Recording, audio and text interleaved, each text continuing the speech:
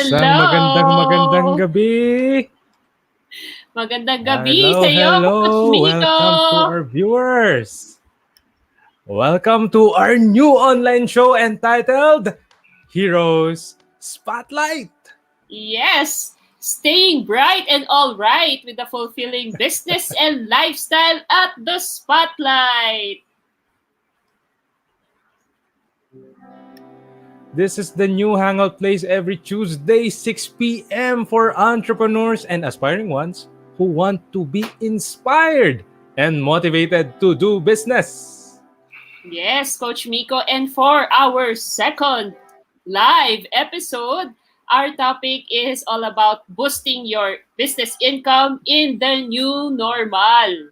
So we highly encourage all Ayun. our viewers to engage with us by asking your questions and give some comments. Give us the comments in the comments. Pasabugin natin. But before we discuss our topic today, we would like to introduce our show first. Ayan. Balikan natin tong tanong na to para sa mga nakamiss ng ating pilot episode, Coach Janice. Alright. Ano ba itong show na to? Why come up with this Hero Spotlight show? Of course, di ba sabi nga natin, we consider our entrepreneurs as the modern day heroes and we want to give them the opportunity to share their journey as entrepreneur, no? So not just only to promote their businesses but also to highlight yung journey. Kung ano nga ba yung struggles, yung pains, yung sacrifices, and also of course yung wins, yung mga victories as an entrepreneur, and how we are blessing the world with our own businesses. Ayun. Kaya hero spotlight talaga no? Kasi ang bida dito, yung unsung heroes. Our entrepreneurs, we call them heroes. Because without them, there's no businesses. There's no employment. Diba? And without employment, and without those businesses, paano makakakain yung mga pamilyang Pilipino? So, we're giving the spotlight to our unsung heroes. And that's why we came up with this live show. So this is definitely for entrepreneurs, aspiring ones, and just those who want to be inspired. O, di ba, Miss Janice? Kasi kasama pa lang kita, inspired na ako eh. Shout out muna sa ating 8 million viewers na nanonood ngayon. Ayan, hello Ayun, sa shout inyo. out sa inyo. Comment down below. Now we're ready to discuss our topic. Yes. Ready ka na ba, Sige, Coach Coach. Miko? Yes. So we have in fact two Ready na guests ako. for tonight. Meron tayong dalawang guests. But first off, we will interview first. Ladies first muna. Okay. So introduce ko na yung ating first guest. Okay. So our first guest is a certified aromatherapist advocating the use of natural products in our daily lives. She is also a resource speaker, offering a menu of topics about healthy lifestyle. She leads a gold team of 900 young living members. Let us all welcome in Hero Spotlight, Miss Lilliam. Huy! Welcome. Thanks for having me. Ayan. Good evening. Hi. Hi to all the 8 million viewers. Good evening. Ayan. 10 million na, 10. 10 million na. Ayan. So, 11 na. Ayan na. Diba? So, welcome to our live show, Achi Lilliam. Ayan. Thank you. Ito ang first Thanks for question having namin para sa'yo. Ano ba yung brief background mo as an entrepreneur and how you started, ano yung process, and how did you become successful like who you are today? In my current career, I actually started as a reluctant entrepreneur. I started 3 years ago, and without meaning to, I just simply loved the product, and I was afraid to dive deeply into it for fear that mawalan ako ng oras sa mga anak ko or sa family ko. You know, the natural, it's most of the time, that's the reason of mga nanays, di ba? Natatakot kang mawala ng oras para sa pamilya mo. Because I've also had, in my previous careers, yung kasi yung nangyari. So, but with the current, in my current career, I really thoroughly enjoyed it. Although I was a reluctant entrepreneur, later on, after a year or a year and a half into the essential oils, I found myself with having already 400 teammates under me. So it was really something that I Dami, no? was, yeah, oo. So, and at that stage, I felt I no longer can deny that it is a business already. Because if I continue denying, that would mean that I would not be accountable for the growth of those members, whether as a boiler or in the business of oiling. So that's how it came to be. Amazing. You So, know, business owners are, ano, no? Mga entrepreneurs are really leaders. You Yes, became accountable for the people that you've led, di ba? yes. Doon sa tingin mo, Miss Surprisingly also, Janice. my fear was unfounded Mhm. because hindi ako nawalan ng oras para sa pamilya ko. On the other hand, I'm very happy currently, very happy, because my children saw me in my growth in this career. Okay, so mommy is not only a mommy is not only a cook, mommy is not only a stay-at-home housewife. They know this side of me, mommy as an entrepreneur, mommy helping people, mommy learning. So it's a good side na ipakita sa mga anak natin na meron din tayong kakayahan in those things. It's very empowering too. yes. That's true, no? So, Miss Lilliam, nasa hero spotlight ka. So, sa tingin, I would like to ask, sino ba yung hero na nag-inspire sa'yo para, or nag-influence sa'yo para maging entrepreneur? You know, I'm very fortunate to have a lot of heroes around me. Of course, my mommy is my hero. I lost my dad at a very early age, and she brought us up, and she managed she was an interior designer. She's now retired, but yeah, she was doing everything by herself, going to the job site, doing all those manly things. So she was my hero, and at a very early stage, at a very early age, I really am very entrepreneurial. Pumupunta kaya ako ng Divisoria, bumibili ako doon ng mga things that I could sell, whether it's t-shirts or raw materials for fashion accessories, and then I would make it and sell it.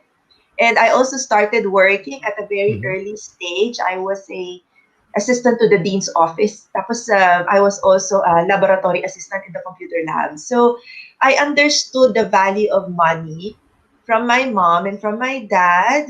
And another person who is very entrepreneurial, of course, are my grandparents from the father's side. They own the small bakery here in Binondo.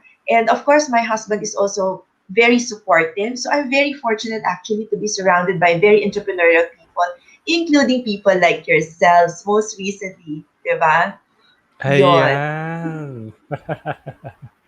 Ang ganda ng sagot ni Ate Lilliam, no? Coach Janice. Pero itong isang Yes. magandang tanong sa magaganda mong sagot. Total, pinag-uusapan naman natin ay heroes, entrepreneurs, being a mother, di ba? Having that grit ever since you were young. Ano yung hero para sa'yo? Kasi nakikita namin, isa kang hero eh. Pero para sa'yo, ano yung hero? I dare not say that I'm a hero. I feel that I'm just a normal human being contributing to everything that's happening right now. That's another thing. I feel that my business came at the right time dahil marami din akong natulungan at masarap yung pakiramdam na marami kang tinulungan, whether it's for their health or for money wise, no? But with regards to your question, a hero is someone who will never make an excuse for to achieve his or her goal, and also never make an excuse to help other people. That's why if I know we've known each other only for a very short time, but you've never heard me say I'm busy, right? I don't think you've ever heard me say that. I don't. Mm. I never say no to things. A hero should be somebody who is willing to learn for the benefit of others, especially in the situation that we are in now. So part and parcel why I am also very with um, building this business with grit is I truly believe that after all of this is over, all this kaguluhan is over, hindi pa tayo tapos. We have an economy to build. And the heroes of this economy will rise from our ranks. The entrepreneurs, diba? You can see it now. The small entrepreneurs, the medium-sized businesses, they are the ones who are giving uh, employment to a lot of people. No, big businesses may be downsizing, so these people, these employees will now be retrenched. Employees will now be needing help, and where do they go? They would come to us, medium and small employees and businesses, and we can teach them even how to build their own business, right? Like you, Coach Janice and Coach Miko, your advocacy, right? Yes. So, which is Ako, mine too. Which is mine too. I want to empower women and whether of all ages, men, women, Yun. people of all ages, to have their own business because entrepreneurs will be the heroes. yes. Lilliam, I'm interested, bakit of all industries, bakit sa wellness industry ka na-attract? I started with the wellness ever since I really I was very curious about anything about health. In fact, I was going into med school, but my parents found that the years Oh. of studying is too long, so I didn't pursue that. But my youngest child is also very sickly, so we're often in the doctors or in the hospital. So I'm very curious about anything health wise. And it so happened that the oils were introduced to me. And I'm the type of person when you introduce me to something and I buy something, I really learn it and make use of it because nung kabataan ko, madalas na ako mabudol. Okay? Pero ngayon na we're titas and ates already, bawal na tayong mabudol. Simply really studied these Bawal na. products and found it to be very effective. And 3 years now into this journey, and I'm very proud to say that the whole household now is low tox, low in toxin, and napapakinabangan talaga itong mga oils ko, whether it's for um, any health issues or if you don't have any health issues, it's very good as a preventive protocol, no? So that's why I really found the products really, really efficient and effective. Yon. Galing. Also, yeah, Ayan. may Thank you I so add? much Also for with that, things that, Achi Lilliam, no? yeah. Mm-mm. Mhm. Ito, Also may with mga that, I just viewers want to na add. Ayan. So, Lilliam. Yeah, I just want to add the business of oils go is ahead, not really Advo. considered. Yeah. Okay, thank you. Go ahead, Lilliam. You were Okay, yeah. saying, The business of oils, really, this is one of those because I've done other businesses before. I had retail stores in SM and all these things. So, but this one is the cheapest investment, the business that I've had. So it only entailed 9,000 something, and I don't have any employees under me. And like I said, it did not take away time away from my family. And logistically, I didn't have to do anything. I just simply have to talk about my love for oils. Yun yeah. lang. Mm-mm. So, Your kailangan, advocacy. when you discover something, no, Coach Miko, kailangan aralin mo talaga ng gusto yan. And then, Oo. kapag naging passionate ka dyan sa business na Yes. yan, no, lalabas at lalabas na and ma-attract mo na lang talaga na hindi mo namamalayan, lumalaki na yung business mo because of the Yeah. passion that you have with your business, right? Totoo. Aaralin mo talaga siya. Katulad nung If inaral you're ko siya doing last what you year. love, it's not Yeah. work eh. Yun. When I studied aromatherapy last year, the more respect I had for the essential oils that the essential oils, those bottles behind me. So the more respect I had for them. And then I'm exploring more like other modalities of healing, like crystals, yon. Ayan. So, very, interesting So, yung before we topic proceed, na to. shout out lang, no? Yan. Mhm. Si Shout Honey out natin Recato. sila Honey Recato. Ayan, Candice ang... Ayan, no? These are the people with me in my these are my friends from the community that I'm with, that I belong with, which is Crazy Oily Asians. Shout out. Ayan. Ayun, Ayon. ayos. Alam mo, actually, Lilliam, you're so entrepreneurial. Kaya, yung sa story mo pa lang, kita namin how you paved the way. You empowered yourself and empowered others along the process in order for you and other families, diba, to benefit from all of the good things and great things that systems ano, have been, diba, yung opportunities na yon, such as the essential oils. So, ito ang Mm-mm. question namin sa'yo next. Kasi ang ganda ng usapan puro struggles Patindihin natin, ano yung biggest struggle mo this pandemic? Oh, mabilis And how yan. did you succeed? Last year, struggles for me are challenges, and I really view them as something, an opportunity as well, na to learn, no? And so last year, when this pandemic came about, I really thought, paano na itong mga members ko? How will I teach them? How will I grow my community? And this is pandemic time, and a lot of people will be needing help. How to, di ba?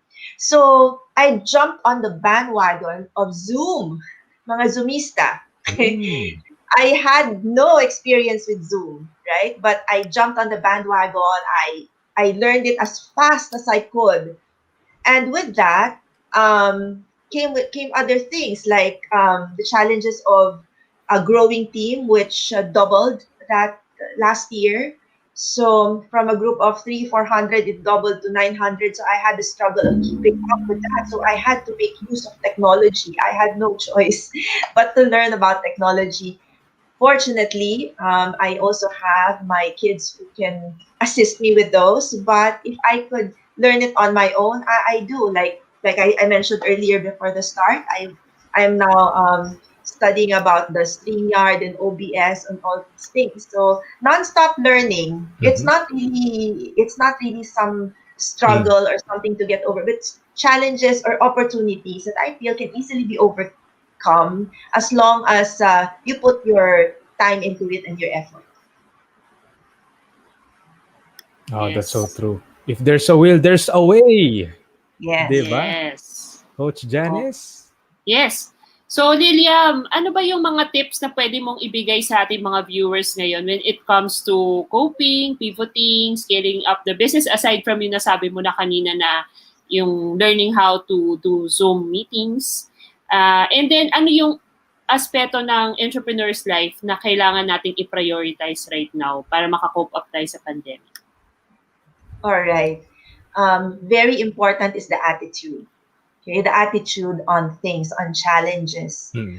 on even simple things like a person wanting to meet with you, hindi mo gusto yung taong yun. Attitude lang. You can always change your attitude and face that situation with an opportunity in mind, right? So I never, like I said, I never say I don't have time. We all have 24 hours, you know. So if we have that attitude of, yeah, I have enough time, all these Taipans and BC, Alibaba, they also had 24 hours, but they had the time to grow all those businesses of theirs. We are all, tao lang tayo, lahat pare-pareho tayo ng 24 hours. So we can do that too, right? It's just a matter of attitude. And I like what Miko also said about grit. Grit is also a big part of it. In Chinese, I'll teach you a bit of Chinese words. 志气, diba?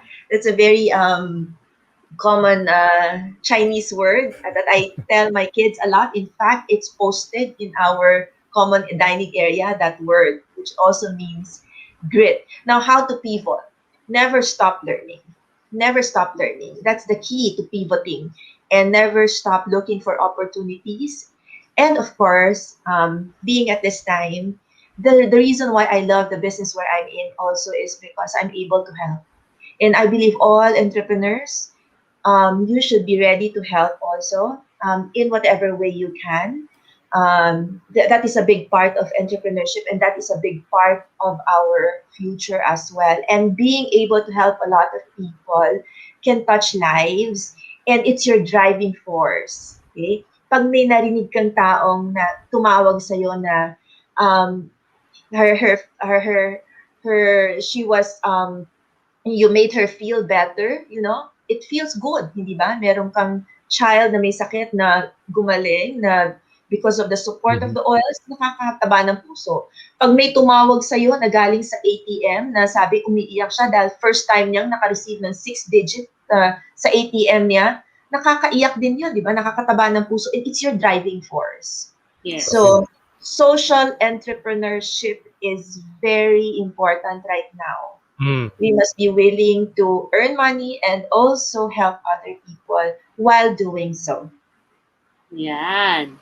Wow. Gusto ko lang maidagdag kay Lilliam. Ito yung tipo ng tao na first time ko na-meet talaga na hindi siya yes person siya. Kasi nung una, sabi niya sa akin, kasi di ba magkakasama tayo sa BNI Star, sabi niya, I'm not an early riser. I cannot wake up early morning.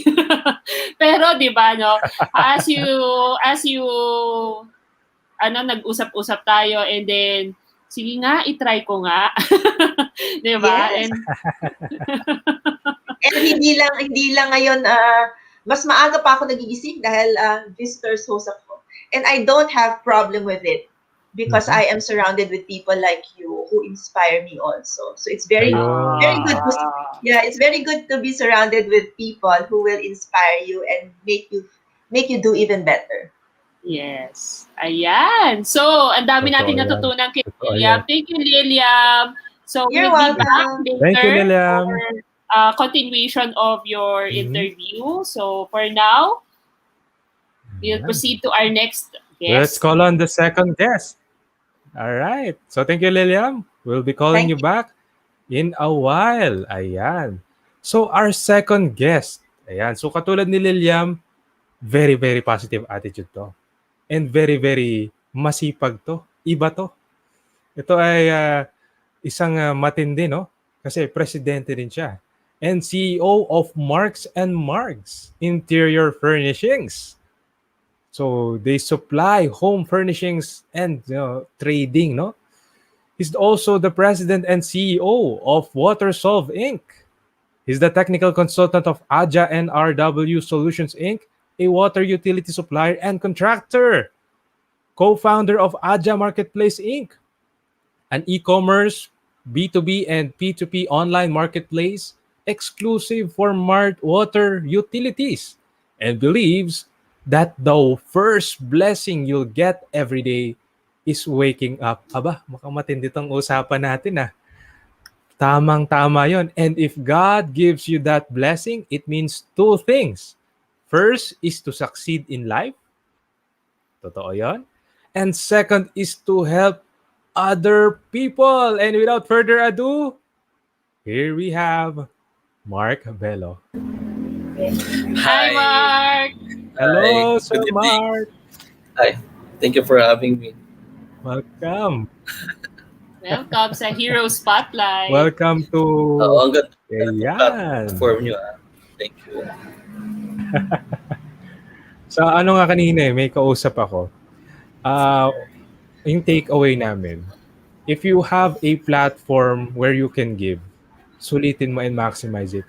Because you can also maximize the influence and the amount of lives you can touch directly every single day. So thank you for being with us, Sir Mark.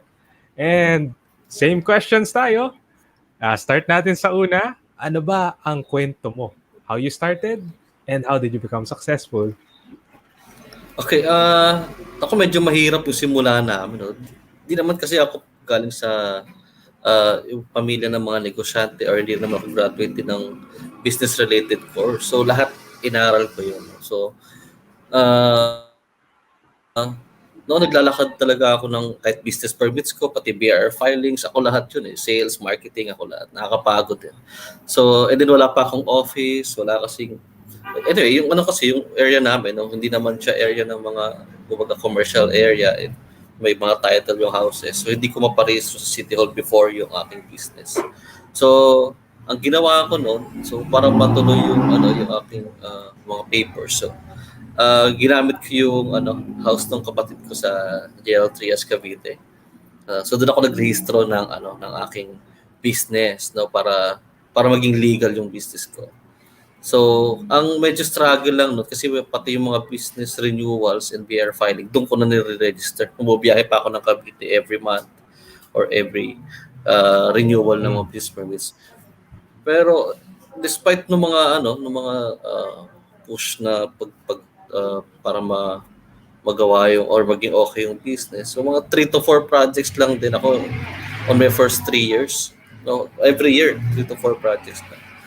So yung mga yun, referral from friends, family, and then mga maliit lang din. Hindi mo masasabing nagne-negosyo ka rin talaga. So and then meron pa ako na 8 to 5 na daily work, no. So talagang parang sideline yung business. So hindi ko rin matutukan talaga. And then maybe like other entrepreneurs, naisipan ko din na sumuko or stop yung business kasi napagod ako for 3 years walang improvement. So nagde-decide ako na i-close na lang yung sole proprietor business. Pero ang nakakatuwa kasi medyo mabait yung Diyos sa akin. So sa tuwing naiisip ko na ito nasusuko na ako or parang ayoko na, nakakapagod, may biglang dumadating na nagbibigay sa akin ng pag-asa and naitutuloy ko lang. So tapos naisip ko, I came from a poor family, so I want to have financial freedom talaga. So tinuloy ko din. And then bigla na lang pumasok sa isip ko, which really motivates me, is nung tinanong ko yung sarili ko, I know my dream and that's to be financially free. Pero ano yung purpose ko? Ano ba talaga yung gusto kong ma-achieve? So is it just to be financially free or to be rich, or do I have better and deeper purpose?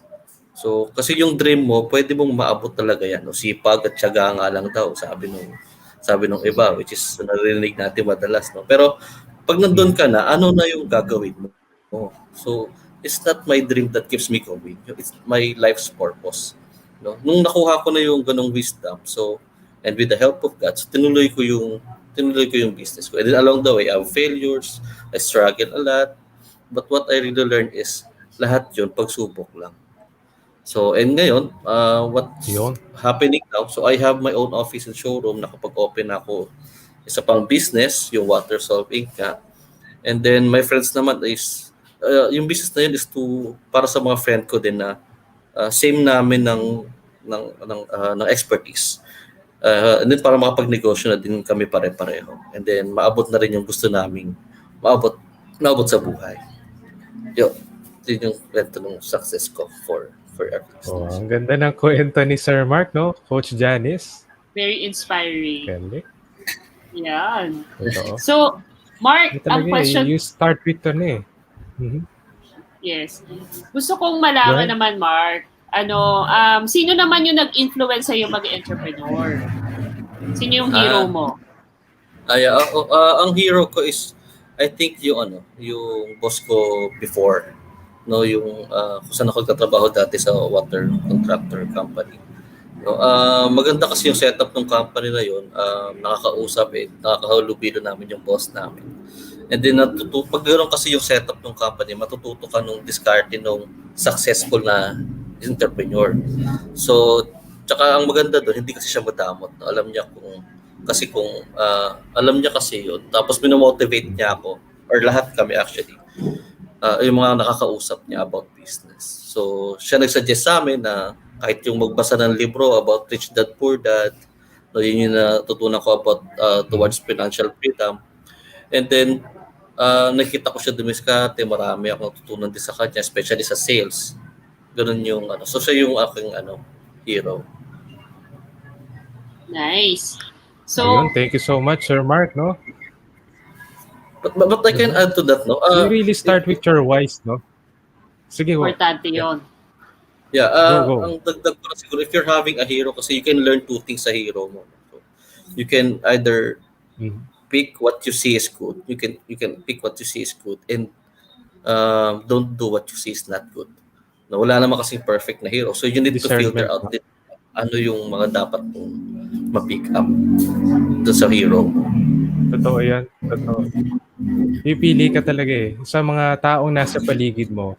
But in the first place, you choose You choose which people you surround yourself with.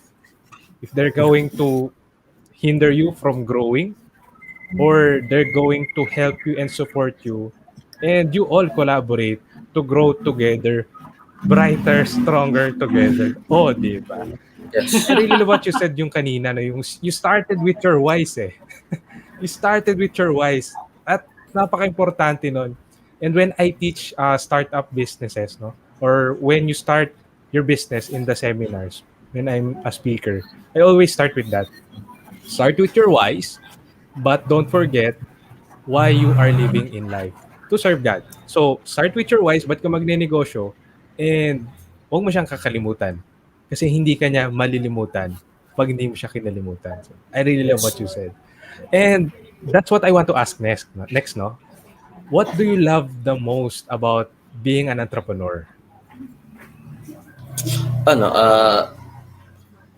being entrepreneur kasi, you have the um, mas mataas yung level mo, or yung mas mataas yung capability to help other people.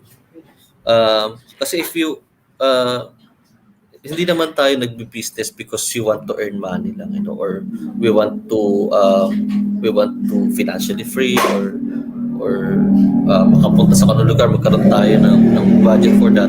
But you need to have the purpose. For me, ang purpose kasi is you can pwede kang tumulong sa ibang tao through your resources. So yun nga yung parang yung baka yung biggest desire ko, no, to improve the business, grow it, and then use it as your resources to help other people. Ganda mo sinabi mo, Sir Mark. So Mark, anong sikreto mo ngayon? Paano mo pinalalago ang business mo ngayon na pandemic? Okay, so actually, ang ginagawa ko lang naman is just being creative. Kasi if you will stay in the old ways, nothing will really happen. Siguro yung kung there are challenges na so baka yung worries ko, I just turned my problems into opportunities. No? Sabi nga nung boss ko dati, no,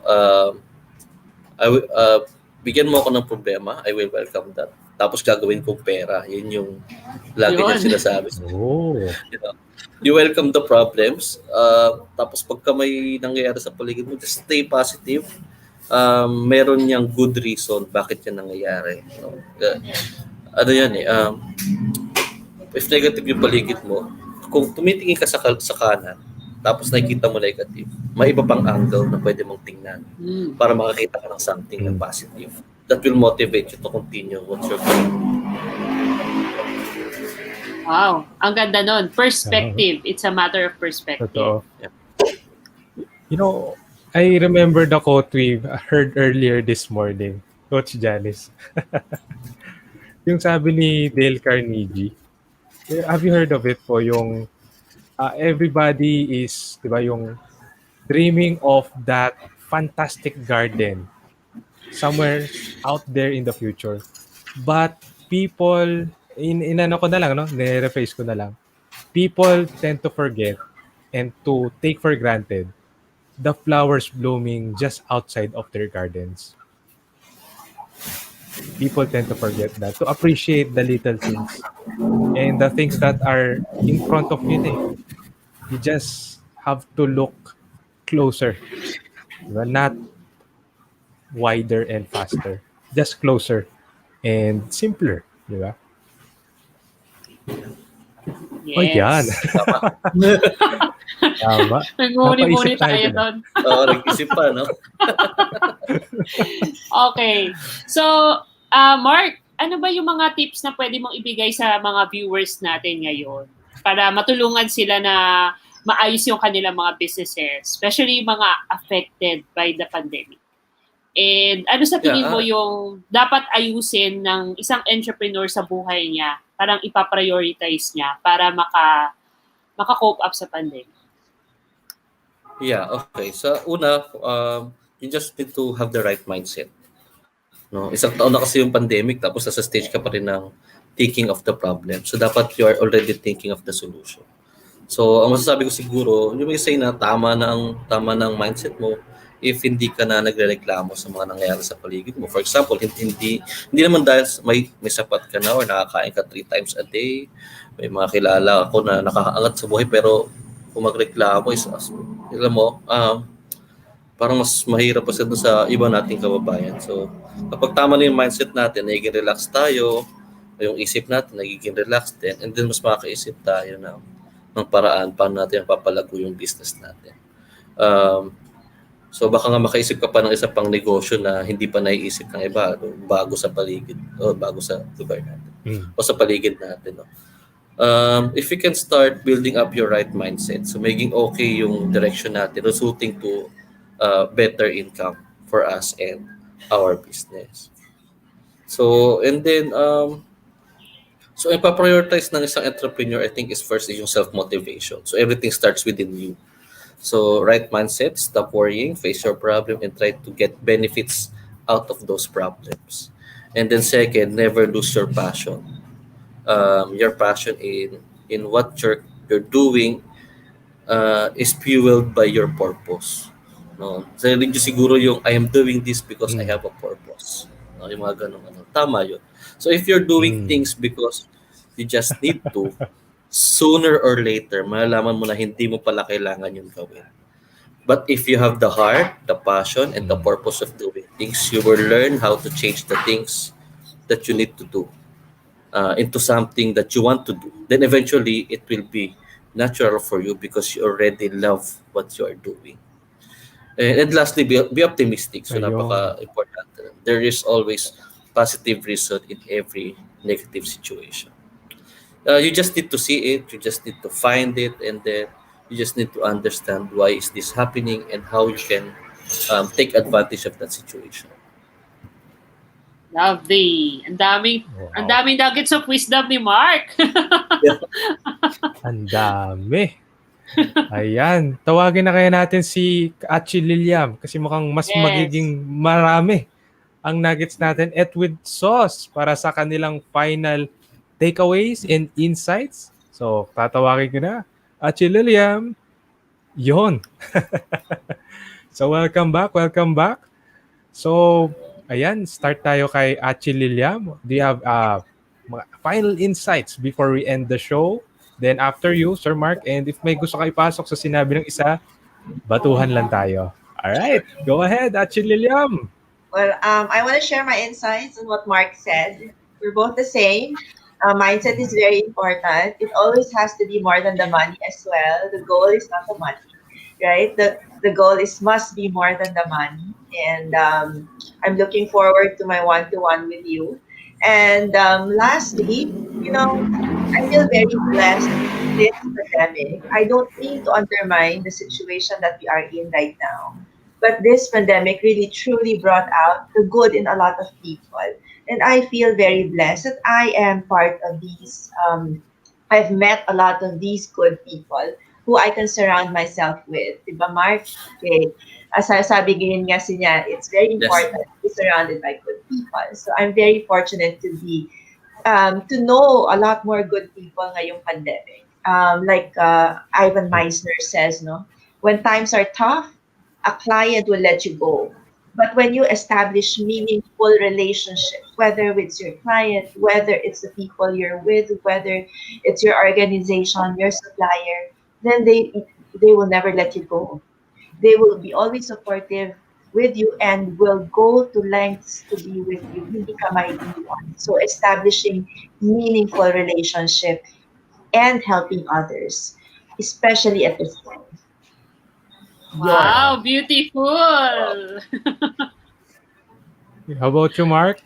How about you, Mark? Ako, siguro final message ko, no? Ito lagi ko naman ito sinasabi to anyone na nakakausap. Well, for me, all things that I do kasi I consider them as my different lives. My family is my life, my business, my friends, my girlfriend, the community where I am living in. Um, ano yan, lahat yan, buhay yan para sa akin. And then, now each and every life that we have, let's consider it is parang jar siya, parang jar. And each jar, we should fill it with love. So just in case na may isa sa mga jar na yon na mabawasan ng love because maybe nagka-problema, nanghina, natakot, na-depress, you can borrow love from your other jars and fill that jar again so you can recharge that life.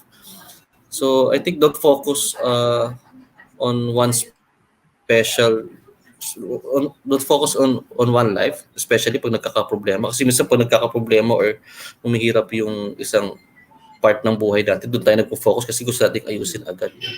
Yeah. Well, I would say na you need to focus less to that life. No? For a moment lang naman. So you can recharge yourself. Then be ready to face it again. Kasi habang nakaharap ka doon, humihina yung minsan naguguluhan ka na no? Habang humihirap yung situation at yung lagi yung iniisip mo, lalo kang madidepress. So, we often forget na meron pa pala tayong ibang buhay na pwede nating puntahan. To recharge our thoughts, to recharge our passion, gain wisdom so we can think of better solutions. So, or see a positive reason in our currently facing negative situation. So, ganun lang. Tuloy lang natin. Yes. Pahinga Ang rin ganda pag may nun. time. Ayan, Oo. wag lang G ng G. Oo. Ayan. Galing. Ayan. So we are so blessed for our second episode na we have Mark and Lilliam as our guests. So please take this opportunity to Yes. invite our viewers to any of your programs, projects, or your business, of course. Please invite them. I will Go ahead, have Lilliam. Ayan, ikaw, Janice. okay. Si Sige, Lilliam mayroon muna. ata po-promote si Janice. Ay, si Si Lilliam. Okay, go. Lilliam muna. Hi, yes, I would like to invite everyone this Sunday. I will have a class together with two other people who are oiling with me. One is from BNI Stars, the other one is Universe, and the other one is Prosperity. So everyone, please come and watch and attend the workshop. It's for free. And more details will be in the Oil Mighty PH page. So make sure to like the page and watch out for the details there. Thank you. Yay! Ayan. Thank you, Lilliam. Thank you so much. We'll post na lang the poster in the comment section. Yan. Medyo nangangapa pa. Yes, Go yes, ahead, yes. Mark. Yeah, Janice and Miko, thank you for inviting me. I like this mga ganitong event no we're in kasi a help is also you can also help people when you are motivating them and recharging their thoughts about life no. Uh, I really love helping so in any way no in any platform. Thank you sa pag-invite sa akin. Yes. Sa susunod, hihingan ka na namin ng song Ayan, number. thank you so much. Magaling din sila mag-TikTok. Ay, ganon. With dance number. Sing and Dance dance number. Yan. Kasama Sa ko si mga Mark. susunod, sama natin si Marco next time. Ayan. Tama. Okay. Thank you Ayun very na. much, Lilliam and Mark, for guesting in our show. Thank you. Thank you. Thank you. Thank Alright, you. God alright. bless. Keep safe. God bless. Yes. Bye-bye. God bless. Bye-bye. So before we end the show, ayan, any key takeaways from our discussion? Coach Janice? Grabe, sinipon ako doon. ang daming nuggets of Ganda na wisdom. usapan, ano? Grabe. Talagang, it really validates lang why we are, or why I am in business. Diba? Yung bang, I'm in business because this is my purpose, this is my passion. And kaya ako siguro tumagal ng 10 years sa pagiging wealth coach. despite all the failures, the rejections na pinagdaanan ko, it's because of that. No? So, Yes. hindi tayo tatagal because we are helping other people, and it's not only for ourselves. Parang it goes beyond ourselves. It's bigger than ourselves. Eh. So, talagang yun talaga yung tumatak sa akin for our discussion this evening. How about you, Miko? Alright, for me naman, eto may nag-chat. Ayan, no? I agree with this comment, no? Prayer is the best meditation for endurance and clarity. Kasi tama yung sinabi kanina eh. Once in a while, have a momentary stop. Saglit lang. Then, saka mag-move on. Once things are clear na sa'yo, once the things that you value are yung parang abot tanaw na, hindi yung parang hindi mo siya matanaw. Kasi it will give you motivation and courage. Eh. And I really love what Lilliam has shown. Also, Brother Mark, no? That gratitude, being thankful with whatever you have right now, di ba? Gratitude makes attitude, and that sets your longitude and latitude in life. And that will reroute your direction to whatever, di ba? The universe, kalangitan, saan yung kaloob na pupuntahan mo. Attitude is very important. And being thankful is just as important. That's why we don't forget to pray, we don't forget to be thankful, di ba? And we don't forget to appreciate not only the good things that have happened to us, but also the people who we've touched and the people who've touched us. It's not about who's, di ba? Sinong storya, kung kaninong storya ka, di ba? Or kanino kang storya na kanino, no? Hindi lang doon eh. But what you have impacted in your surroundings and multiply, di ba? All right, so that's it for our second episode, Coach Janice. Yeah, so before we close this, right now I'd like to take also this opportunity to invite all our viewers for the third Heroes Online Summit that will happen on June 12th. Wow. Yon! So June exciting 12. yan because Ayan. we have 4 speakers in store for you. We'll learn from them. In the coming days, I'll be sharing to you yung details ng mga speakers na yan. One of which is ka-business partner ni Coach Miko.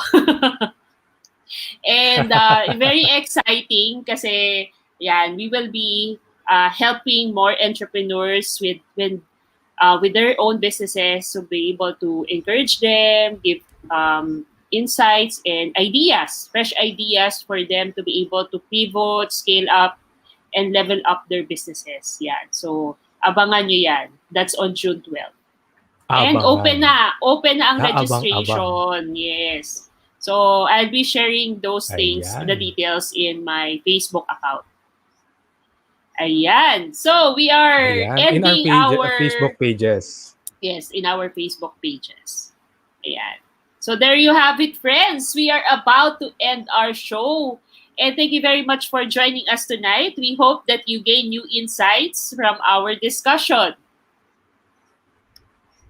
That ends our second episode. We hope to see you in our next episode every Tuesday, 6 p.m. And see you again next week at Heroes Spotlight Live. God bless everyone. Bye. God bless. Stay safe.